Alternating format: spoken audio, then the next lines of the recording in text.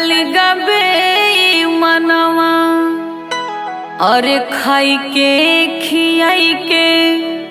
हर निकल गबे मनवा और खाई के खियाई के निकल गबे मनवा खाई के खियाई के निकल गबे मनवा तब हो ना बोलैया नाड़ी ना हरे खाई के खियाई के निकल गबे मनवा तब हो ना बोलैया नाड़ी ना हरे कौनो अकेलिया बताओ तुमोरी ननदो सैया मिलल या न बोलवाना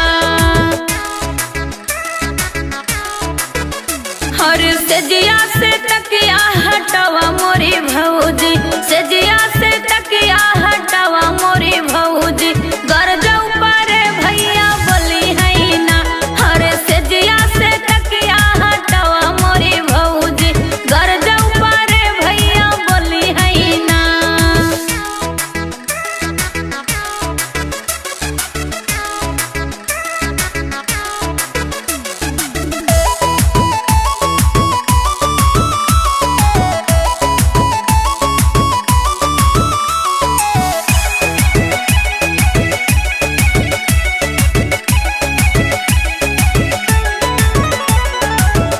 अरे सुत के